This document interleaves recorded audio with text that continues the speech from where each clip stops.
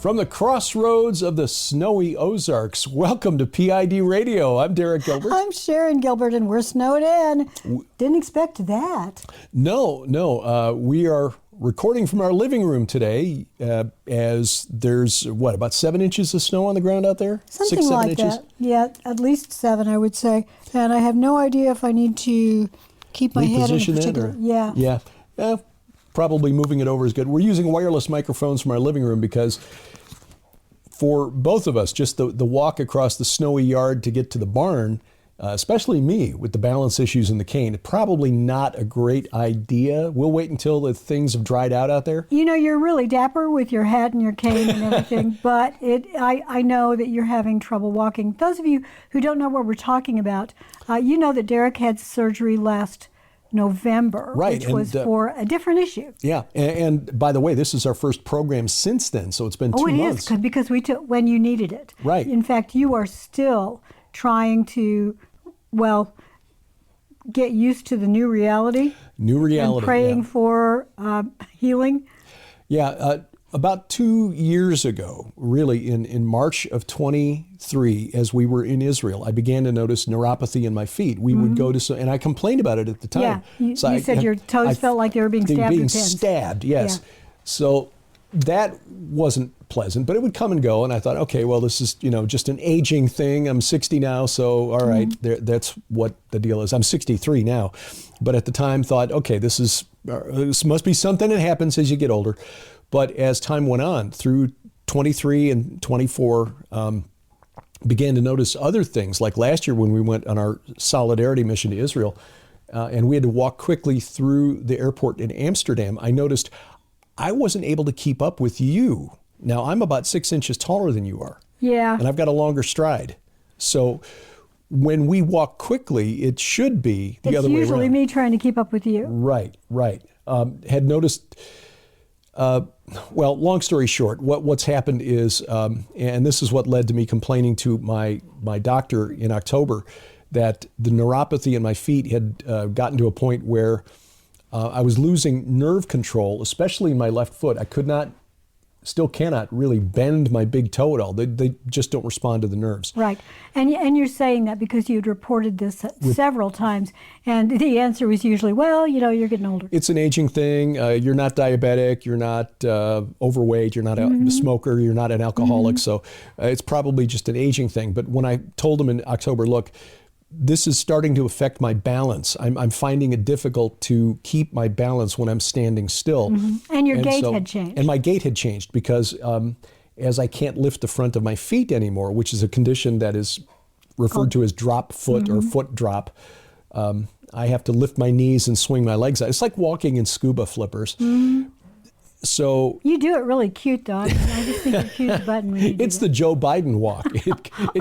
I've noticed that because it's kind of the old guy walk. Yeah. Because there are a lot of older men and women who have to deal with this. Not uncommon.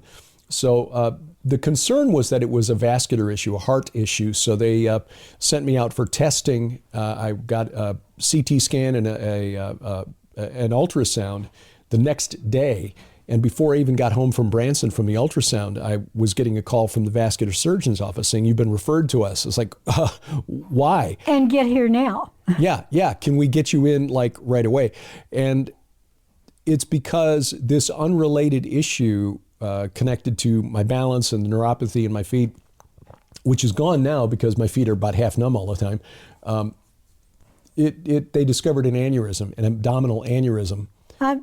You say that again. You just said the neuropathy in your feet, which is gone now. Well, I don't feel like my feet are being stabbed with pins anymore. No, but you can't feel your feet correctly, which is why your balance and your gait is so poor. Right, yes. You don't realize until you can't really manipulate those muscles how they really control your balance. Right. I mean, when your center of gravity shifts a little bit and you compensate with those muscles on the front of your shins. Right. And so I've got to do all of that with my calf muscles, which means I have to lift my leg and I've got to, move But we'll talk. How about if we explain more about that in a second? Yeah. To get to the discovery of your aneurysms. Yeah. So the CT scan discovered the aneurysm, which is why the vascular surgeon's office had called even before I got home. Right. And the aneurysm that was discovered is in the iliac artery, my left leg, very small, not at risk to rupture, but he wanted to correct it before it became a risk because that artery is so big that if it ruptures, you can wind up. It's a silent killer. Yeah. Your risk of survival is about 1 in 2 at best. So anyway, November 8th, went in and had that corrected. The surgeon went in. It was laparoscopic surgery, which is amazing to me. 2 little 1/4-inch incisions, and he was able to assemble a stent in my iliac artery on the left leg to seal it off. And when I went back for an ultrasound just before the Branson Christmas Prophecy Conference from Prophecy Watchers, he said that it looked so good that it is taken. There's no leakage behind it. The aneurysms are already beginning to shrink. Actually, there were 2 aneurysms, one that had clotted over. The other one was the one that was at risk. Both of them are shrinking. And he said, it looks so good, I don't have to go back until December of this coming year. So, which is amazing. Usually there are 3-month follow-ups. Right. So he said, nope, those aren't even necessary. So praise God. Thank you for your prayers, because I know that has had a lot to do with all of this. Yes. He said this is, and again, thank you, sweetheart, for once we moved here back in 2015 for saying, we need to get healthy. And I know that you particularly were looking at more activity in terms of travel and conferences and so forth. Right. And being able to do that without just being completely wiped out physically led to just a healthier diet. Between the two of us, we've lost something like 180 pounds and have kept it off. And so that has contributed to a better outcome as well, because I was on the BMI scale. I was on the high side of what they consider overweight, and my blood sugar was borderline, pre-diabetic. And now all of that is well in line. So anyway. Yeah, my BMI is half of what it was. Yeah. So for both of us now, the comorbidities that might have led to a more difficult outcome following surgery are gone. So anyway, that's the reason PID Radio went on hiatus for a couple of months. We got in a couple of emails. Are you still doing PID? Yeah, yes, we are. So exactly. we're back. And we haven't recorded any new programs at all, other than your 5 and 10. You did that up until we took our Christmas and break. The Armored Sheep. And the Armored Sheep. And those of you who have been enjoying that, watching that faithfully, thank you for being part of the flock. Yes, you can get those programs in our app, which we encourage you to download. Please do. That is available for free. You'll find the link at 2 different places, actually several places. I've got it all over. But gilberthouse.org/app, or if you're at our podcast website, pidradio.com/app, and that will take you to the app stores for iOS, Android, and Amazon Kindle Fire phones and tablets. Right. You can also get apps for your Roku, Apple TV, or Amazon Fire TV now. And so we're going to follow you wherever you go. Video content up there on the big screen. The Bible's Greatest Mysteries is now back, and the first new program of the year just went up yesterday. So that is out there. The story of how King Cyrus returned the Jews to Jerusalem is not what you've been taught. He was actually just making a smart political move, but God had revealed to Isaiah that he would do it 200 years before. Excellent. I'm so glad that program is back, and I know many of our viewers also are delighted because they loved it, and they missed it when it had to go on hiatus. Also, while you're at gilberthouse.org, go to our store. We've got a special in January that is really great, and the deal on it is incredible. So always look at our specials. Every month we're going to have another special. So gilberthouse.org/store. And those of you who placed an order and you're thinking, it showed it shipped, how come I haven't gotten it yet? It's called Carter's Funeral. And I pray that he's with the Lord. Everything that I have been told and know about, the late President Carter is that he was a man of God. So I believe he is with our Lord. And the other one is this snowstorm that hit. So Thursday, there was no post office open. I wasn't able to get the packages to the post office until Thursday morning. I was there the minute they were supposed to open, and the close sign was on there. That's when I remembered it was Carter's funeral. Right. And of course, then we had the snowstorm, so I couldn't go yesterday because the roads were completely covered. And the Stone County Police said, do not travel. Today, they are partially covered, and we're still seeing do not travel unless you have to. So Derek would prefer that I not take them. And because of Derek's issues in having to use a cane, it's a little tricky to use your cane and not have the greatest balance, but also carry a heavy bag or box or laundry basket filled with orders. So I've been taking them, happy to do it. Eventually, we're probably going to have the post office pick them up. But even if they were to pick them up, they couldn't do it because of the snow. Yeah, the snow is, now we're getting a lot of sunshine today and tomorrow, so that will probably be resolved by Monday. But as of today, it's still partly covered roads out there, so I love better my to be husband, safe. and he asked me, please don't go, so I am not going today. So again, we apologize if you are waiting on your package that shows that it has shipped. Our tracking software said shipped, but our car did not get to the post office with a little person inside to carry the bag, and that would be me. Yeah. So thank you for your patience. Yeah, the post office, neither rain nor sleet nor snow. Well, yeah, that we don't go by that. Well, we live out in the middle of nowhere, and between us and the post office, there are two post offices within our reach, and both of them, to reach them, you have to go up and down and around and curvy, and when it's dry, you have to be careful. Right. Because you never know what's around the curve. Yep. It might be a tractor. It might be a deer. It might be a cow. You just don't know. But when the snow's out, it's just foolish to get out of it. Yeah. Or like the other day, we saw the county police. Oh my goodness, that was the strangest thing. Where I'm sitting in here, Derek it was dark outside, and barely light enough to see what was going on. So I don't know, maybe 6:30 in the morning, and the dogs alerted because there was that sort of weird honk sound that county cars make, county police cars, almost like a short, sharp. Yeah. What is the horn that you klaxon? Yeah. Yeah, almost like that. And they didn't like it. So it sounded like the fire truck might be pulling out. And instead it was the county car. And the county car was escorting 3 horses that were running along our road. Now, we don't have wild horses out here in the Ozarks much, but we do have. Belong to somebody. Right. There are horse farms around, and they probably got loose and got out, and the county officer was making sure that they were escorted so they weren't injured. Right. I thought that was wonderful. Yeah. The deputy was out there taking care of them. But we did also have an event a couple of years ago when we had a pretty severe thunderstorm come through, and the next morning we woke up to find goats in our front yard. Goat farm up the road. A couple of the goats had gotten loose. Nubian goats. Nubian goats. And an Anatolian shepherd. Yeah. He was out there just doing his job. I was like, the goats are here. I'll just wait for. Yeah, it was an Anatolian shepherd dog. Right. It wasn't a shepherd from Anatolia. Yeah. That would have been really odd. Yeah. But we love living out here. It's beautiful. It's picturesque. And it's clean air, clean water. We are blessed.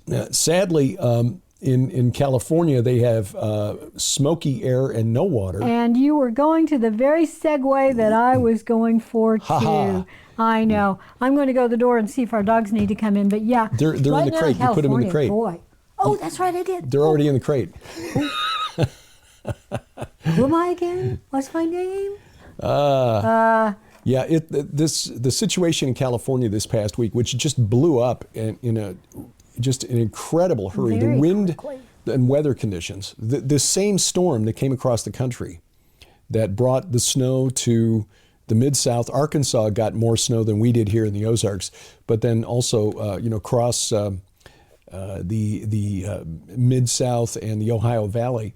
The backside of that storm, as the wind was circling around that low pressure system, was what brought those hurricane force gusts to Los Angeles County. And considering they've had less than an eighth of an inch or less than a quarter of an inch of rain there since last spring, the fact that you've got those high winds and extremely tinder dry conditions, coupled with the fact that dead brush has not been cleared, dead wood has not been cut from the forests or the woods there, you just had a recipe for disaster. Yeah, and that is what's unfolded there in California. I think part of what we have seen over the last couple of decades is a maybe well-intended desire to save trees, but you can't. You do have to cut down. You have to thin out forests. Right. You have to cut down dying trees. You have to take out dead wood, as you said. Forest management services is it's a major that you can take in college. Right. And if you know how to do that, you can keep the risk of fire really low. Right. But because a healthy tree takes a lot to burn. Yes. But the sick, the dead trees, the leaf litter, the brush, right, that stuff is just tinder dry. And of course, the high winds out there blowing on power lines. Friends of ours who live out there told me the other day that there was a news item reporting that some of the power lines, the power grid out there, had not been upgraded since those lines were strung in the 1940s. I saw that very story this morning, that Edison is being looked at as a possible, perhaps, component in the cause of at least some of these fires. Right. Whether or not, and I think Edison... Or PG&E. PG&E, no, Edison is what Edison, I saw. okay. I saw Edison in the story. Okay. I was looking for it as you were talking, and then I got on to something else. But I started playing yeah, again. there were sensors. The Daily Mail in the UK has done some really excellent reporting on the situation out there in California. Fire agencies to probe possible Edison link to L.A. Hearst fire. Okay. A downed conductor was discovered at a tower associated with Eagle Rock Silmar 220 kV circuit. That's according to a filing made by the company on Friday. There are a number of sensors. There's a company that monitors electrical activity out in California. It's called Whisker Labs. And they said their network of 14,000 sensors recorded faults across the power grid in the areas that are now being burned. Faults are caused by tree limbs touching wires or wires blowing in the wind and touching one another. That creates a spark in a fault, and then they detect all of these things. And the Eaton fire near Altadena saw 317 grid faults in the hours before that fire ignited. The Hearst fire, 230 faults. There were 63 faults in the 2 or 3 hours before the Palisades fire ignited, 18 in the hour before it started on Tuesday.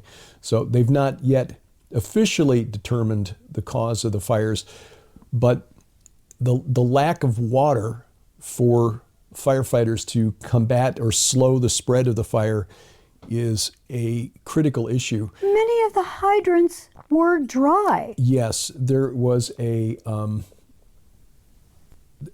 is a reservoir in Palisades that was dry, that was empty, and it was empty since last February because of a repair that was being made in the cover to the reservoir. Now, this is an area, California, where fires have been getting worse, and of course, many of the stories, not all, but many of the stories are blaming this on climate change. This is not the case. No, it's poor management. It's poor management. There are soil samples, okay? Experts can go into the soil samples that they can dig up from California, and they found that wildfires there were endemic before white settlers moved into California and began building cities back in the 19th century, San Francisco, Los Angeles, and so forth, because of the weather conditions, which have always been there. Yes. It's always been really dry. It is semi-arid, you get high winds blowing in off the ocean and sometimes circling back like they did. You get a low pressure system that comes in off the Pacific, and winds then circle around across the Mojave Desert and come back, and you get very low humidity, high winds, and then a thunderstorm, a lightning hit will trigger a massive fire. So apparently in the prehistoric era, back when the only inhabitants were the native tribes, there were much bigger fires than there are today because we send crews out there to try to fight the fires. But prior to the modern, and I don't want to make this a political issue, but the desire to preserve the forests by leaving the trees go to their natural, proper forest management and clearing out the dead wood and the brush would deprive the fires of the tinder, the fuel that they need to burn the way they've been burning. And maintaining infrastructure. We're not talking just about the electrical infrastructure, but also the reservoir system. Those reservoirs were built, or at least they were supposed to be built. 2014, I think, is when it was 2014, passed. Right. There was an initiative that allocated money for reservoirs that were supposed to be built, and they never were. Now, I think we're witnessing, again, not wanting to make this specifically political, but I think it's worth noting that two of the most prominent politicians in California, Karen Bass, the mayor of Los Angeles, who was floated as a possible presidential candidate back in 2020, before Joe Biden really got in, as they were looking for a woman of color. Kamala Harris, of course, ran in 2020 and couldn't get any traction. Karen Bass, former congresswoman, now the mayor of LA, and then Gavin Newsom, who's been floated as a potential presidential candidate at some point in the future. I think for both of them, that's off the table. They are literally watching their political careers go up in smoke. Yeah. Gavin Newsom is on video, which has been shared on social media, proudly talking about how they refused to send water from Northern California down into Southern California to protect the smelt, a fish, a small type of fish, because the added water would have, deprived the smelt of breeding ground. I don't know anything about the smelt, but the fact is, it smells fishy. Exactly. If you've got to prioritize a small fish over humans, I'm sorry, I vote human. No. I vote human. But he's also on video in a video conference call with President Biden from this week, asking Biden to please make sure that social media clamps down on any of these stories like you and I are talking about. Control the narrative. That's what he was asking the president to do. Right, yeah.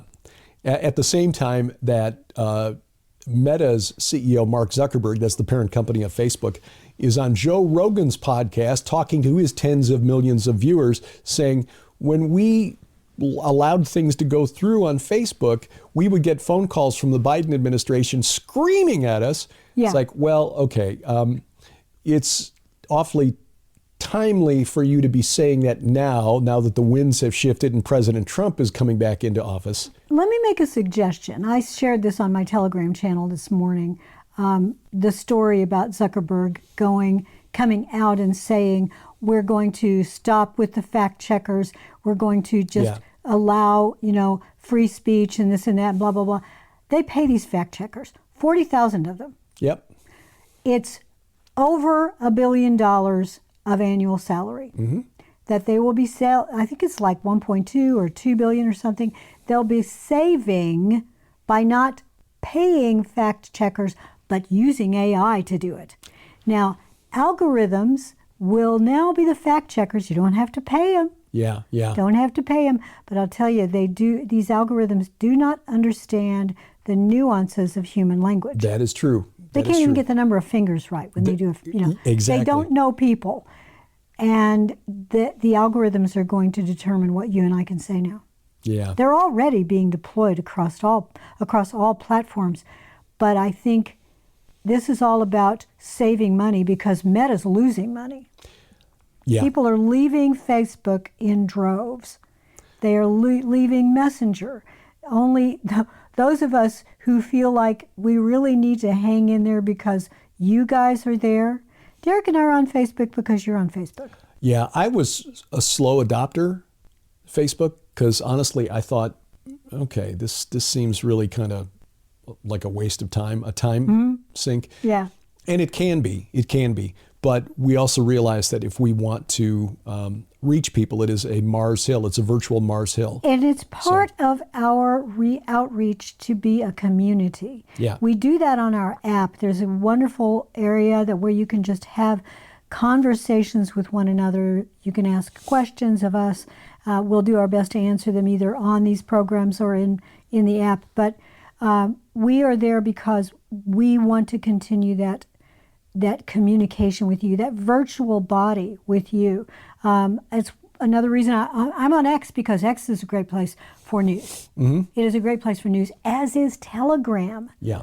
I tell you what, if you're not on Telegram, you're missing out, because there are some amazing accounts on Telegram that have been faithfully reporting what's going on in the ground in Israel. Yep. And if you are interested in finding our Telegram channels, the links are in the show notes below this. I've been posting them for weeks on all of our different programs where you can find us on Telegram. I've got a Telegram channel. Sharon's got one. We got one for Gilbert House Ministries, which is more specific to programs like this, letting you know about things like this. But we post a lot of news items to Telegram on both of our channels. So you can keep up with what we are seeing out there and think is worth paying attention to. Yeah, but like I said, Meta, I think, is starting to lose money, as are a lot of the big companies. Netflix, in the latest numbers out of the NASDAQ, they're starting to sink because a lot of people have just quit Netflix. They've canceled their subscriptions because Netflix likes to do a lot of things that, well, frankly, make us mad. Yeah. Spending money on Harry and Meghan. Oh my gosh, they've lost so much money on them. Watch Harry play polo. Watch Meghan make a salad. Netflix is trying to be a source of all sorts of entertainment to the world. So I understand that it's got to be difficult to always make the right calls, but boy, howdy, did they make the wrong call with those two. Yeah. But yeah, Derek and I still have Netflix, and the reason we keep it is because when there are shows on there that say your college student is watching, we want to see it. So we can tell you what your student is watching. So if you don't have access to Netflix, or you simply don't want to watch it because you're not interested in that, an anime series or something, we watch a lot of this stuff, and frankly, most of it's junk. Yeah. But it's junk that is tasty to your kids and grandkids. And That's if there are where things Netflix we see is that making are its money. Yeah. And if there are things out there that we think are worth watching because the messaging is either important for one reason or another, either it's positive or negative, we will. That's the kind of thing that we look for. And sometimes we'll find things that maybe surprise some people. I think there are probably people who are still wondering why we did a program on Unraveling Revelation about Godzilla, King of the Monsters. I'm telling you, it is so. If you watch the program, the people that we have heard from that said, look, I finally watched it. I see it. I know what you're talking about now. The programming is so overt. Yeah. They can't make it any plainer. It's all caps, writ large, underlined, bold font. But once you start looking that way and looking at programs like that with your eyes to see, with your Genesis 6, Deuteronomy 32 worldview glasses, it's like the movie They Live, where you put on the special sunglasses and suddenly you can see the monsters. It is. And this is the opportunity as grandparents and parents, aunts and uncles, brothers and sisters, if there's someone you love that you think is maybe reading or watching or whatever involved in some sort of media that you know has programming in it, the thing to do is that idea of, I'm not going to give you a fish, I'm going to teach you to fish. I'm not going to tell you what's in there. I'm going to start there, but then I'm going to teach you to see it. I'm going to give you a pair of glasses. And that's what you can do with your children when they're very young. First of all, get them excited about the Bible. Help them to understand the Bible, the real deal, the truth, the capital T truth. And then when they're seeing the lies that are put out in these films and graphic novels and in television shows and in cartoons, they'll see it. And they may come to you and say, Mom, Grandma, did you know that this show, have you seen it? did you know this book it's doing exactly what you said? They'll see it. Yeah. And that will prepare them for getting out into the world where they will be confronted by high school teachers, college professors who are telling them that the Bible is just a bunch of made-up lies. Yeah. Fables, story tales, myths, legends, whatever. Let's face it. When you go freshman year of college, no matter what your background is, you'll almost always veer off the path in some way. Yep. If you're a Christian, raised as a Christian, been in church, you might even be going to a Christian college.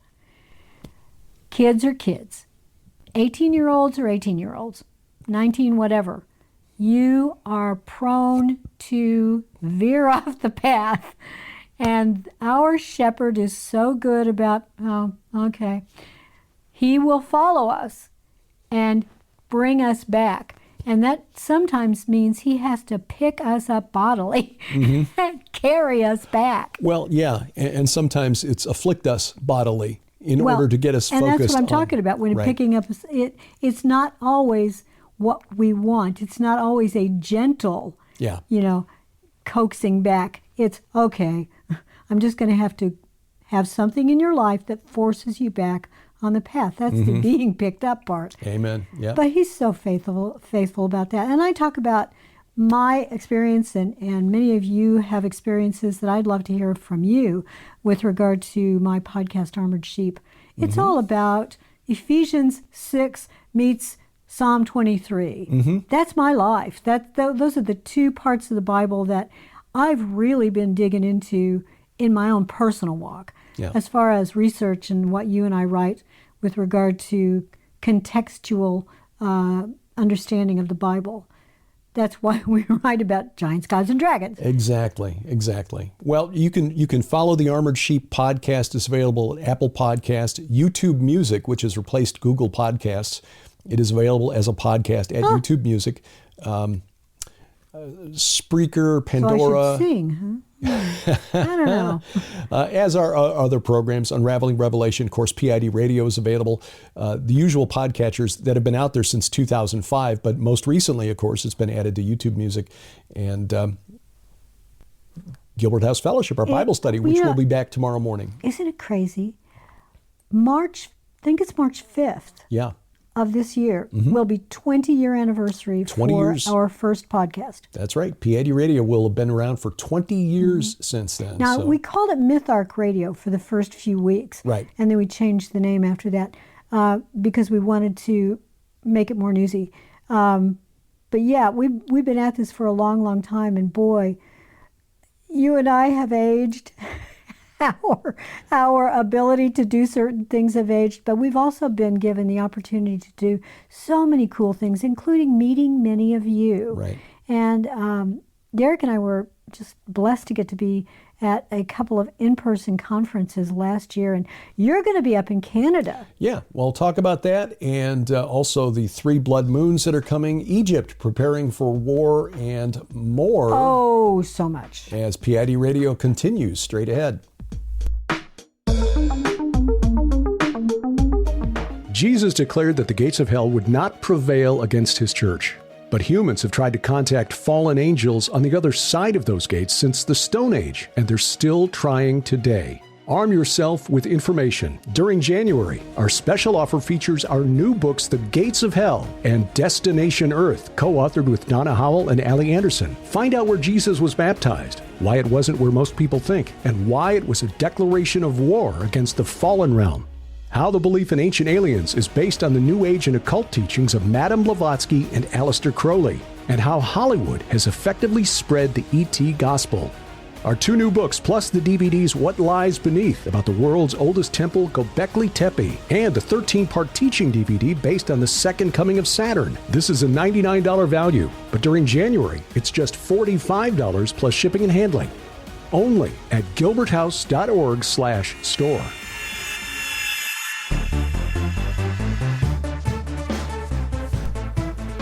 Welcome back to PID Radio. I'm Derek Gilbert. I'm Sharon Gilbert, and I'll tell you, our dogs are in the other room in their crate, and they're being so sweet. because I know that it's very close to their LUNCH time. They know certain words, and so I have to spell them. They're going to learn to spell. I know. They could just learn to do math. Our dogs do our taxes. That would be awesome. But yeah, boy, there's been so much going on. There's been a lot going on. Very quickly, well, we'll talk about upcoming things on the calendar at the end of the program here. But besides the wildfires in California, which are still mainly out of control, and again, not to beat the political horse, but just the bad optics for Mayor Bass of Los Angeles. Yeah. The day before the Palisades fire broke out, a memo obtained by the Daily Mail, the UK. They do a lot of investigative. They were all over Hunter Biden's laptop. They were the only ones, really, other than the New York Post. They're doing better investigative journalism than American outlets. They obtained a memo from Mayor Bass's office on Monday, the day before the fire broke out, wanting another $49 million in cuts to the fire department's budget. This is after the above and beyond the $17.5 million they already cut from this year's budget. So there's that. Over in the Middle East, the breakup of Syria, which is reshaping the Middle East. This really goes back to things that we were talking about 14 years ago when the Syrian civil war broke out, about competing pipeline routes. Yeah. People who were referring to Syria as Pipelinistan. Yeah, we talked about that, and there were there was also a Caspian Sea component to some of that. Well, that was a gas field, I think, that they were trying to get a pipeline for. Right. That was more the deal with Afghanistan. That related to the Taliban and Afghanistan. Yes, I know. But what I'm saying is that there were competing pathways for petroleum products, gas fields, oil, that the Bush administration was heavily involved in. Sure. Bush Sr. and Bush Jr. Yeah, and of course, Dick Cheney coming out of the administration as the CEO of Halliburton, which is very much invested in the oil business. Syria, the main thing, the conflict in Syria, which began the civil war there in 2011, appeared to be a conflict over competing pipeline routes from either side of the Persian Gulf, because there's large gas deposits in the Persian Gulf, and Europe needs natural gas. Yes. They don't want to have to depend on Russia. Don't have to depend on Russia, but one of those pipelines was being backed by Russia. That was the Iran-Iraq-Syria pipeline that would have then put the gas on boats at the port of Latakia and then shipped it to Europe from there. The other pipeline comes from the west side of the Persian Gulf, which is Qatar. Qatar and Saudi Arabia. Qatar is cutting a deal. Yep. And that pipeline was proposed to go through Qatar, Saudi Arabia, Jordan to Syria, but then through Syria on to Turkey and then across Turkey to Europe. So that was more of a Sunni. So basically you've got the Shia, Iran, Iraq, which is majority Shia, Syria, which was ruled by a family, the Assad family, who were Alawite, which is a branch of Shia Islam, through, onto, so you get the Shia versus Sunni pipelines, basically. Right. The Sunni pipeline backed by the United States, Shia pipeline backed by Russia, and that led to the Civil War. Well, Americans back in 2011, or I should say, the deep state in Washington assumed that Assad was going to fall within a matter of weeks, if not months, or months, if not weeks. That's the way to put it. And so they were ready to go as soon as Assad was out, and a Sunni moderate rebel group was in power. Assad survived, and so those plans were stuck up on a shelf. Well, in December, of course, that moderate rebel group, which is basically just an offshoot of Al-Qaeda. It's Al-Qaeda wearing suits, basically, is what it is. They swept down and took Damascus. So now you've got a Sunni group in Damascus. You've also got the Kurds, who control everything east of the Euphrates River, and the Kurds, who are Sunni Muslim, but they're ethnically distinct from Arabs, Persians, and Turks. You've also got the whole ethnic thing over there. Turks, Arabs, Kurds, Persians, none of them like each other. No. But they're willing to cut deals with each other if it's profitable. And that's why I just want to remind everybody, when you're listening to Derek talk about the tribal factions, it's ethnos on ethnos, tribe yes. against tribe. That's what is actually in the scripture. Yeah. It's not country against country. Right. The idea of the nation state is sort of a Western concept that really doesn't have a lot of meaning in that part of the world. So when you're looking at lines on a map, just forget all that. You've got 30 to 45 million Kurds who are distributed between Syria, Iraq, Iran, and Turkey. And again, none of those nations like the Kurds, really. And the UN wants to redraw lines in Syria. They want to divvy it up into at least 4, if not 5 areas. Yeah, because again, the Kurds control the east. Sunni Muslims, Al-Qaeda, basically controlling the center. The Alawites have an enclave along the Mediterranean coast with some Christian communities There's there. a Druze enclave. And then in the south, you've got the Druze enclave with also some significant Christian communities there. And the Druze have asked the Israelis to annex them. So, Well, I better go see what they're on about. there must be some birds on the deck. I know. So I will. We have bird feeders back there. Yes. So I will continue with this. Essentially, so you've got this conflict over the pipelines again. Russia says it's reached out to Hayat Tahrir al-Sham. That's the so-called moderate rebel group that now controls Damascus. Because the Russians, even though they've had to flee the country, they pulled all their troops and their people out when things began to collapse there, the Assad government. Just by explanation, it was mourning doves. The mourning doves had taken over the deck. Oh, yeah. Grace and Glory, for some reason, they're okay with the little birds. They'll just watch them and just be entertained. It's like television for dogs. But the mourning doves. Mourning doves and crows, they do not The big like birds, them. they do not like. So, Glory brought in a mourning dove one day. yeah. Oh, and now she's launching herself at the dead door. Oh, she's realized it's time for LUNCH. So anyway, yes, so this is why you're hearing this going on today. As again, snow day, we're in the house, and the dogs are with us. So the Russians would like to make a deal because they are also very much invested in the oil and gas business. So they've run to the front door. Is the mailman here? I'm going to see if there's a truck outside. Yeah, could be the mailman, could be an Amazon delivery. Deliverymen, postmen, and the firemen are the dog's mortal enemies for some reason. Not quite sure why. Not going to open that front door just in case the Amazon man is trying to bring something to the front porch. The Russians would love to recoup some of the investment that they put into cultivating the Shia crescent. Yep, there's a box out there. Ah, okay. So there was a delivery. Well done, girls. Who's hungry? Oh, who's hungry? Ah, okay. That draws them away from the door. The Russians would like to recoup some of the investment that they put into cultivating the Shia crescent of Iran, Iraq, Syria, and Lebanon for the last several decades. They're not ready to give up yet. United States making overtures to the government in Damascus or to the rebel group in Damascus.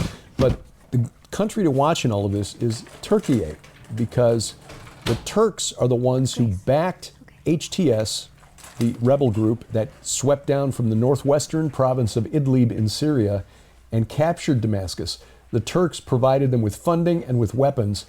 And as soon as Damascus was secure, it was reported that the head of Türkiye's equivalent of the CIA was being chauffeured around Damascus by the head of the rebel group, HTS. So that would be like the head of the CIA showing up in, say, Turkmenistan, and the president of Turkmenistan just suddenly taking him around like he was his personal driver. What's really significant, as the head of the Turkish intelligence made a special point of visiting the Umayyad mosque in Damascus. The Umayyad Caliphate is what Erdogan is trying to recreate. Yes, That was a significant signal that people in the West, I hope our intelligence agencies are paying attention. I'm certain that the Mossad and Shin Bet and the Israeli government had noticed this. For those who maybe are looking at Erdogan and thinking, well, he's not a young man, if he doesn't get it done in the next 10, 20 years, it won't happen for him. He's not the only one who wants that. No. There are others inside. The Turkish people, as are the Persians, are an ancient and very proud people. And they remember the glory days, or the stories of the glory days of the Caliphate, which only collapsed a century ago. It was 1922 was the formal dissolution of the Ottoman Empire. So Erdogan is looking at the 21st century as being the Turkish century. He's trying to put the band back together. Absolutely, and he's been trying to do that with by making deals. And one of those deals is he's making deals with the United States. I'll play nice with NATO. I will, if you can sell me these planes, I will let you use our airspace if you need to for whatever. And then he makes nice with Putin. He says, I lie to the West. The truth is that I'm really all about you, and we're going to work together, which is hilarious because historically, Russia, the Eastern Orthodox Church Russia, was very strong against the Ottomans. Well, yeah, the Russians and the people in the Baltics, the Balkans, excuse me, not the Baltics, the Balkans, the Greeks, the Bulgarians have been the first line of defense, the Romanians, against the incursions by the Ottomans.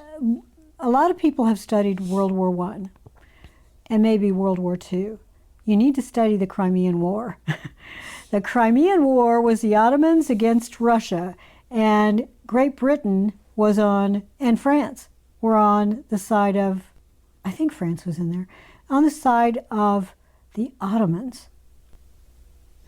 And it's really weird. It was sort of a sleight of hand deal, or it was basically a trick, because the Ottoman Empire was crumbling by that point. A lot of the Eastern European nations that they had encroached upon and were taking children from to join their janissaries. Part of your the money that you have to, the tribute you have to pay is also blood. You have to give us your children. Right. And they just were sick of it. And as the empire's long reach, much like the Roman Empire, the long reach started to make it very difficult to control those faraway countries. So they started rebelling. This led to the crumbling of the Ottoman Empire. They weren't getting the money that they needed. It was being spent badly, poor administration practices, and the heavy borrowing to maintain its empire status. A lot of that came from Great Britain, the money. So Great Britain was lending money to the Ottoman Empire, propping it up in return for trade deals and other deals, because Great Britain, as the end of the 19th century came in, there were coal tar derivatives that were being experimented upon, and getting into this very early look at petroleum and what you could do with that, because Daimler had actually, by the end, it's like the 1890s, I think, had already created an engine. An internal combustion engine, right. And I think they may have even been in the 80s.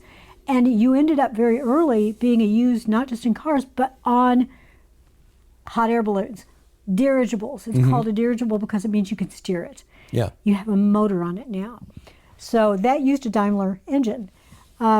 A lot of things were happening, and so Great Britain was looking at the Ottoman Empire and thinking, we'll prop them up, we'll lend them money that they can't pay back.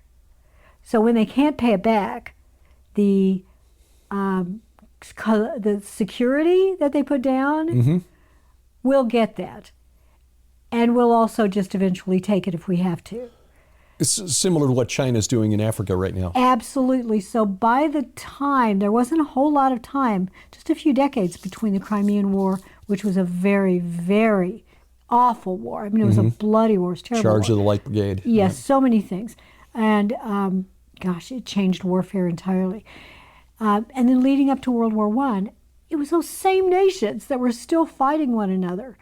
that ended up leading to the establishment of NATO. So I would Second strongly World War and then NATO. And, please look. World War I was just a continuation of the Crimean War. Crimean War was just a continuation of the Napoleonic Wars. Yep. World War II, just continuation of World War I. Yep. And World War III will just be a continuation of all of it. Yep. And behind it all, why we do PID radio? Our spirits. Principalities and powers. Yep. Well, just bear in mind that the Muslim Brotherhood was founded in the 1930s in Egypt as a way to begin building support for the restoration of the caliphate. Yeah. This is one reason the Saudis and the Egyptian military, led by El-Sisi now, suppress the Muslim Brotherhood. When Hosni Mubarak, the president who was forced out when Barack Obama became president and signaled that support for Mubarak was at an end, the Muslim Brotherhood came to power. The Arabs of Arabia, of Egypt, and of course Egyptian and Arab are not necessarily, even though there's been a lot of intermingling over the last 1,300 years, 1,400 years, and it's not homogenous, right? They've got tribal factions. Lots of them. Factions within Sunni Islam as well. But they, generally speaking, are not, they would rather see Arabs in control of Islam than Turks. They were not pleased when the Ottoman Empire was in control of Islam until 1922. So, but the formation of Hamas in the 1990s was an offshoot of the Muslim Brotherhood. And again, ostensibly advocating for the restoration of the caliphate. I think it's more of a pan-Arab nationalist movement, but that's a whole other story. But all of that, just to note a news item in the Jewish press this past week, which reported that Egypt is spending a lot of money on its military, including building cement obstacles in the Sinai, which would be an obstruction to trucks and tanks coming from Israel. So if they go to war with Israel again, this would be barriers to Israeli advances. They're also constructing tunnels under and bridges over the Suez Canal to facilitate Egypt moving military into the Sinai very quickly. This would affect the entire world because the Suez Canal is still very busy. A lot of trade goes through there, a lot of shipping of product. You and I, got something from Amazon just a little while ago. That may have transited through the Suez Canal. Probably, yeah. If it's coming from China, more than, or it may have gone to the west coast of the U.S. But yes, there are a lot of products that would come, say, from India or points in Southern Asia that would have gone through the Suez Canal. So anyway, IDF, by the way, reporting otherwise, but the Jewish press says that Egypt still maintains more than a dozen deep tunnels connecting Rafah in the Gaza Strip to points deep in the Sinai Peninsula. And these are not tunnels like, as you described them the other day, not tunnels like you see in the movie The Great Escape with, Paul Newman bouncing his, or not Paul Newman, Steve McQueen bouncing the baseball, and when he gets put in his solitary. In the cooler. Right, yeah. No, these are big tunnels that you can drive vehicles through. Yeah, they're really big, several vehicles in some cases. So you got that while Israel is trying to maintain the ceasefire with Hezbollah in the north. But then, we're looking at just signs in the heavens. Well, I was going to say, you mentioned before the break these blood moons, these three blood moons. It's not a tetrad, it's triad. Yeah. First one is coming up on March 14th of this year, which coincides with the Jewish holiday of Purim. Yeah, and this is the reason we look at it, because frankly, there are lots of blood moons, so to speak, where there's an eclipse of the moon. But when it coincides with a Jewish festival, a Jewish feast, then that's important. Yeah, and that really isn't as surprising as we might think, because we in the West look at, we operate on a solar calendar, a 365-day calendar. The Jewish feasts are aligned with the lunar calendar. Right, either new moon or a full moon. So when the moon is new, and especially when it's in full, fully behind the Earth, a full eclipse is the word I was looking for. Total lunar eclipse. Of the brain. Yeah, total eclipse of the brain. These things I get those all the time. Can happen very often coincide with Jewish feasts because the Jewish feasts are aligned with lunar cycles. Exactly. So, but you've got the 2 of the next 3 fall on Purim, which celebrates the delivery of the Jews from the Persian Empire under Haman. Now, King Artaxerxes wasn't aware what Haman was doing behind his back, and when he found out about it from Queen Esther, right, Haman paid the ultimate price, as did his allies. He did, and the fact that it is the Persian Empire is significant. Historically, the Persian Empire has been a friend to Israel. Right.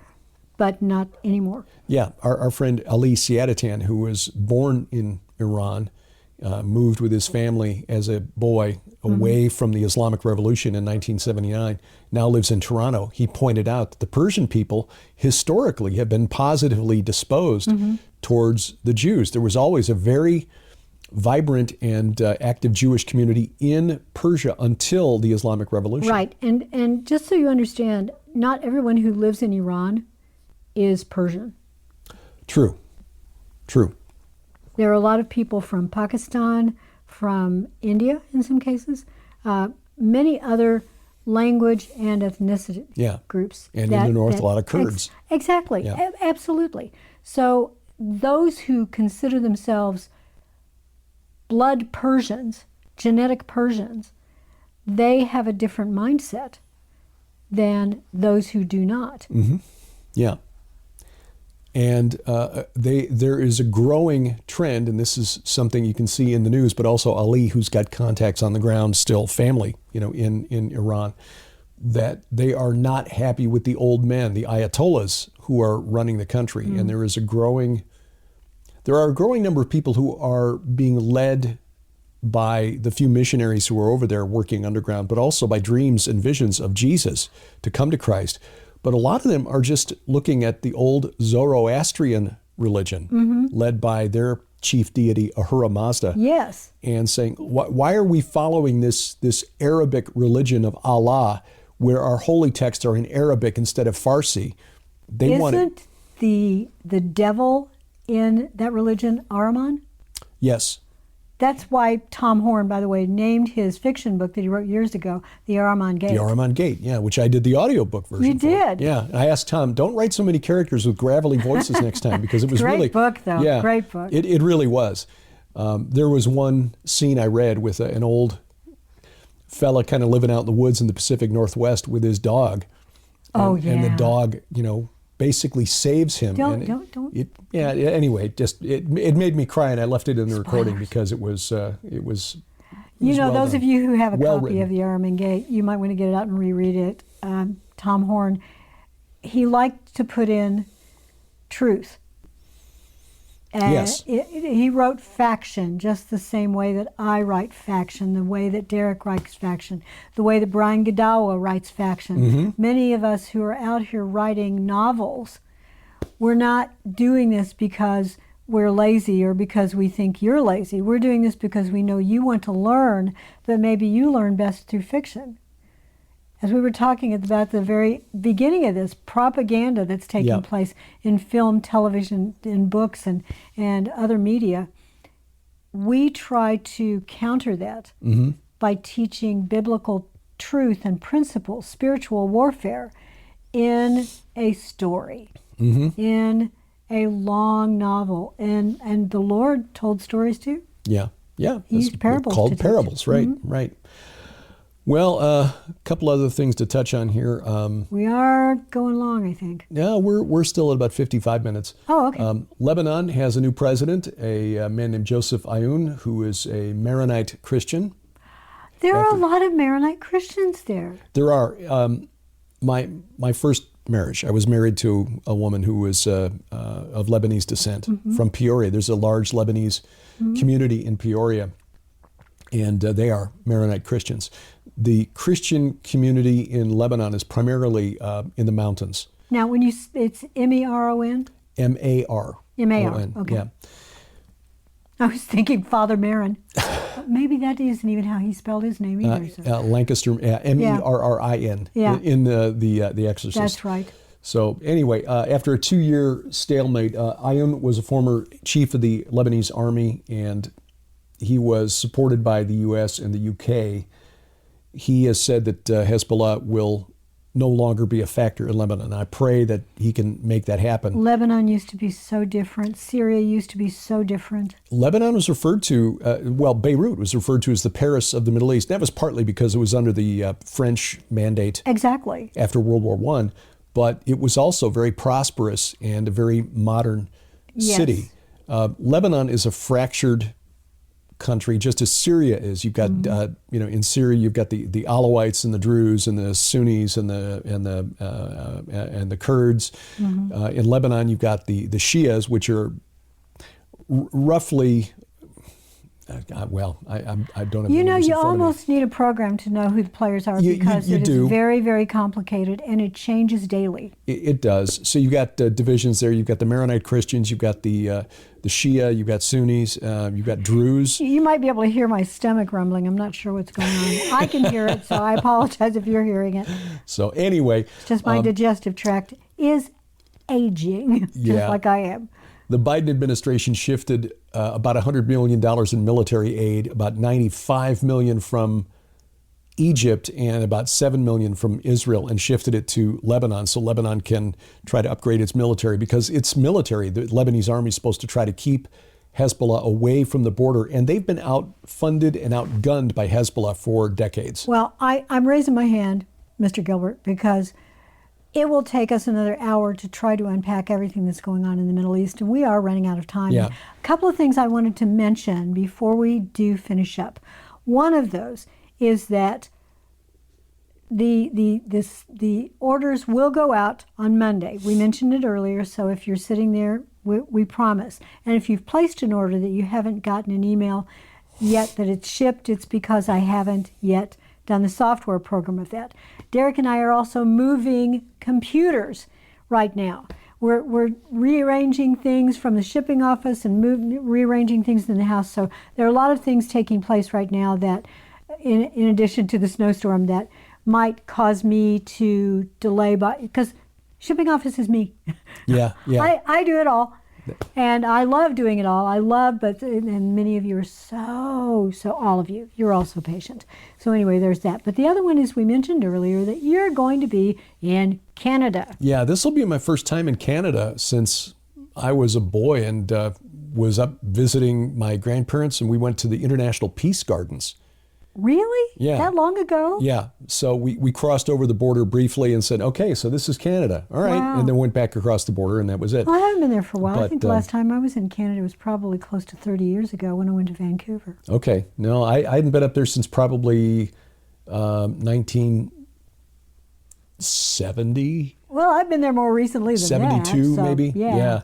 So anyway, it's the Men's 24/7 Discipleship Weekend, which is February 20th through 23rd at the Valley View Bible Camp in McGregor, Manitoba. This is about an hour and a half west of Winnipeg. It is a full weekend of activities. I've got 8 sessions where I will be preaching and teaching. The theme of the weekend is Giants, Gods, and Dragons. Oh, well, you're the perfect man for that. Recovering the biblical worldview of the apostles and prophets. We'll be talking about some of the strange creatures in the Bible, why they're there, and why they're relevant. Yeah. Because we in the West have desupernaturalized the Bible. Mm-hmm. And by so doing, you kind of reduce Jesus to just a sort of a cosmic life coach. And he is much, much more than that. I dare someone to say that to him. Yeah. You're just a cosmic life. Yeah. So the Valley View Bible Camp. Creator of the world. They've got a website if you want more information there. It's valleyviewbiblecamp.com. They do a women's 24/7 discipleship weekend as well there at the Bible camp. But going up to Manitoba in February, I'll be wearing my cap that was knitted for me by Deb Castelli. Yeah, and you can wear the little sweater too. Wear the little sweater and just try to stay warm up there. Yeah. Because here in the Ozarks, in Chicago you get some pretty serious winters, but we've been here in the Ozarks for a while. She knits those caps and they cover the ears and everything. And I'll tell you what, they are warm. Yes. So that and the Go Therefore conference coming up July 25th and 26th. We don't have much more in the way of details there, but we have committed to being there. This will be at the Harvest Revival Center in Brookville, Ohio. We're honored to be there. That's one of our favorite events on the annual calendar. We so love going there and love meeting many of you there once. It's like our summer vacation. We all get together and we talk about Jesus and we share our stories and we love on one another. Amen. So we're looking forward to that. And then, of course, our Israel tour in October.